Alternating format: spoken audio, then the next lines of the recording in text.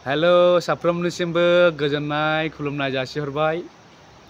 दिनै नोंथांमोननि गेजेरावहाय मोनसे भिडिअ लाना फैबाय आङो ना। माने नेहुआवहाय एडमिशन प्रसेसनि थाखायहाय आं भिडिअ मोनसे हगारना दोनबाय आरो लोगोसे मोननै मोनथाम नटिफिकेशन फैना दंफैयो आरोखि ना नेहुनिफ्राय। आरो दायोहाय जायफ्रा नेहुआव एडमिशन लाफैनो हास्थायदों ना, नोंसिनि थाखायहाय माखासे आङो इन्सट्राक्शन होनो हास्थायदों। बिनिफ्राय माने बोरै नंगौ नङा बेखौ आं बुंनो हास्थायदों आरो ना। जायफ्रा नेहुआव फरायफैनो थाखायहाय सिमां नुदों नङा होमबा, माने साननाय दङ नेहुआव फरायफैगोन होननानै। स' नोंसोरो जायफ्रा CUET एग्जाम होदोंमोन नङा होमबा, CUET एग्जामाव जायफ्रा माने आउट अफ 300 जायफ्रा 100 मोनदों, 100 प्लास ना, जेनेबा आं मिनिमामखौ 100 होनबाय, 100नि गोजौआव मोननाय मानसिफ्रा मोनगोन ना बियो रोखा, आं बुंनो हागोन। खिन्थु आं एक्जेक्टलि आं बुंनायबो नङा दै खिन्थु नों मोनथारगौमोन होननानै। खिन्थु आङो बेसेबांनाखि सिगांनि प्रिभियास इयारनि जे पेपार्सफोर नायबाय नङा होमबा, सेलेक्शन मेरिट लिस्टखौ नायबाय, बेयाव माखासे डिपार्टमेन्टफ्रा माने CUET स्करनि नाम्बारखौ होदों, ओमफ्राय माखासे डिपार्टमेन्टफ्रा माने CUET स्करनि नाम्बारखौ होआखै। स' माने बै जायफ्रा होदों, डिपार्टमेन्टफ्रा होदों नङा होमबा, बिसोरनि डिपार्टमेन्टफोरनि होनायखौ नायनानै आङो बुंनो हायो कि लाइक जायफ्रा 100 मार्क मोनदों नोंसोरो एडमिशन मोननांगौआ माने मोनगोना बेयो रोखा आरोखि आंनि हिसाब बादियै ना।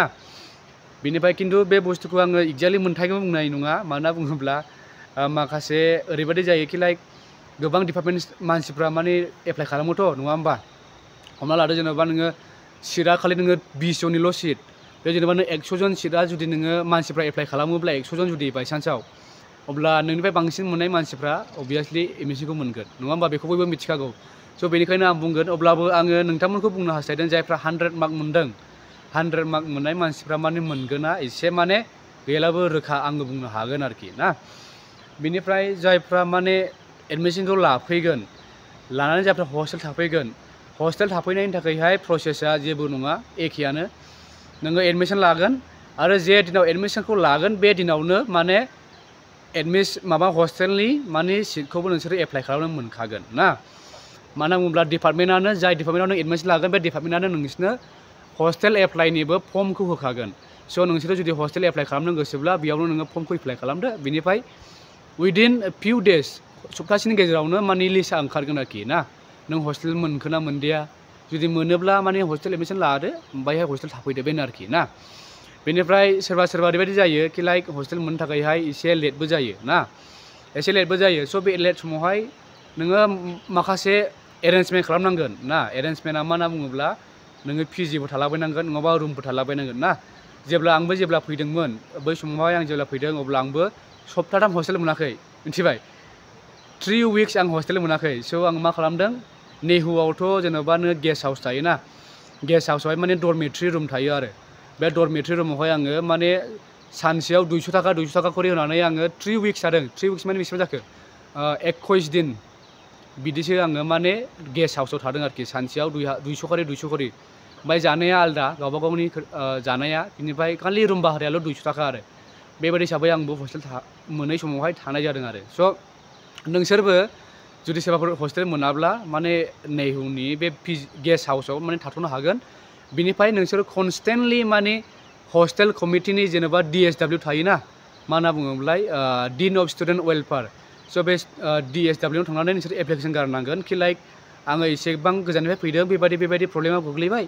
स' हस्टेलखौ मोनोब्ला थाब मोनब्ला मोजां जागौमोन होननानै एप्लिकेसन गारोब्ला नोंसोरबो मोनगोन। स' आंबो रेगुलारलि सानथाम थांदों, सानथाम रेगुलार थांनानैसो आङो हस्टेलखौ मोनदों, मिथिबाय। स' माने गासैयावबो माने एसेबां गोरलैयै मोनो बे नङा ना। जेरै एडमिशनखौबो गोरलैयै मोना, थिग बेबायदिनो हस्टेलखौबो गोरलैयै मोना आरो ना। बेनिफ्रायहाय नोंथांमोना जुदि मिथिबावनो लुबैयोब्ला एडमिशन फिसा बेसेबां थाङो, बेनिफ्राय हस्टेल एडमिशना बेसेबां थाङो, जानायफ्रा माबायदि, बेफोरनि जुदि नांगौब्ला आङो भिडिअ लाबावगोन। नोंथांमोना खिन्थु कमेन्ट बक्सनि गेजेरजों खोन्थाहरनांगोन आरो ना। मानो बुङोब्ला नोंसिनिफ्राय बुंनाय मोनोब्लासो आंबो गोसोआ गोजोन मोनो नालाय। बिनिफ्राय भिडिअ लाबोनो गोसो जायो, बिनिफ्राय इनफरमेसनखौ शेयार खालामनो गोसो जायो आरो ना। बेनिखायनो जुदि नोंसोरो मोजां मोनदोंब्ला, इनफरमेसन नांबावगौब्ला कमेन्टनि थ्रुयैहाय कमेन्ट खालामनो हागोन आरो ना। जाहाथे आंबो नोंसिनि इनफरमेसन होनायनि गेजेरजों, नोंसोरखौ हेफाजाब होनायनि गेजेरजों जाहाथे आंबो नोंसिनि थाखायहाय खामानि मावनो हायो ना। बेनोसै, बांद्राय बुंनांगौ खोथा गैया।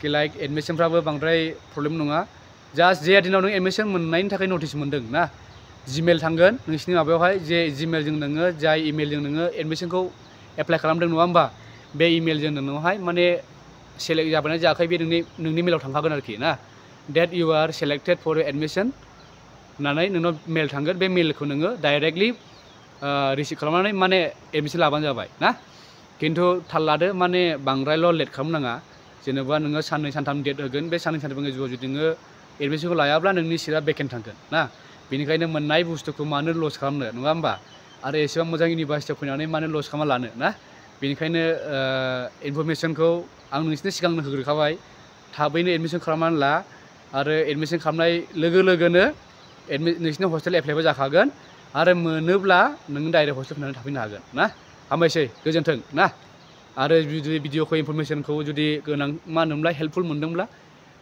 शेयार खालामना होबानो जाबाय कमेन्ट खालामना होबानो जाबाय नङा होमबा आरो आं बिदिनो गोदान गोदान मा होनोमोनलाय लाबोबाय थागोन नोंथांमोननि गेजेराव इनफरमेसन स' जुदि आपडेट जानो गोसोब्ला भिडिअखौबो माने चेनेलखौबो साबस्क्राइब खालामना लाबानो जाबाय आरो ना हामबायसै